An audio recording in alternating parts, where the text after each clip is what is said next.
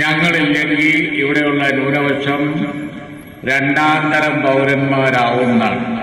ഇവിടുത്തെ ന്യൂനപക്ഷം രണ്ടാം തരം പൗരന്മാരാവുന്നു എന്ന് പറയാൻ ഇവരാരാണ് എന്നാണ് എനിക്ക് ചോദിക്കുന്നത്. കളവിനെ കൊണ്ടിവർക്കാർ എന്ത് അധികാരമുള്ളത്?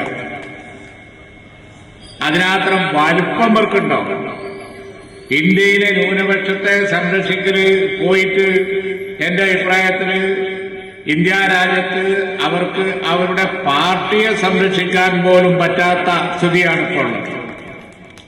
ത്രിപുരയിലും ബംഗാളിലും അതുപോലെ തന്നെ തമിഴ്നാട്ടിലും ഒക്കെ അവരുടെ പാർട്ടി കോൺഗ്രസിന്റെയും DMK-യുടെയും ഒക്കെ സൗജന്യത്തിലാണ്.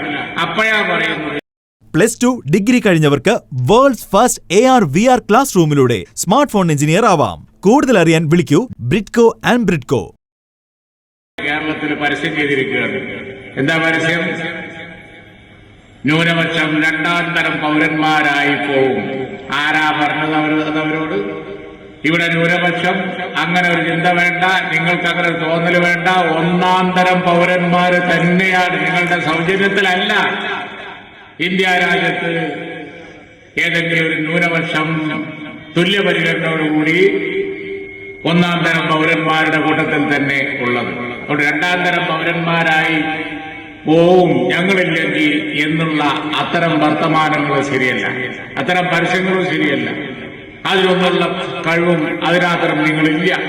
കേരളത്തിന്റെ അതിലുള്ള പശ്ചിമഘട്ടം കടന്ന നിങ്ങളെ മഷിട്ട് നോക്കിയാൽ കാണൂല, എന്നിട്ടല്ലേ നിങ്ങൾ സംരക്ഷിക്കല്. അപ്പൊ ഇടതുപക്ഷത്തെ സംബന്ധിച്ചിടത്തോളം അതിന് കഴിയില്ല. അവർക്ക് അതിനുള്ള വലുപ്പമില്ല. അതിനുള്ള വലുപ്പം ഇന്ന് ഇന്ത്യ മുന്നണിക്കേ ഉള്ളൂ.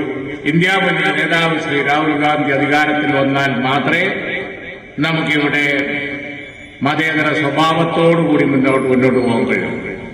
കേരളത്തിലെ 21 ലക്ഷത്തോളം സന്തുഷ്ടരായ ഉപഭോക്താക്കളും 2 ലക്ഷത്തോളം തിമിര ശസ്ത്രക്രിയകളും പൂർത്തിയാക്കിയ മലബാറിലെ ഏക കണ്ണാശുപത്രി Al Salama eye hospital, hospital road, Perinthalmanna.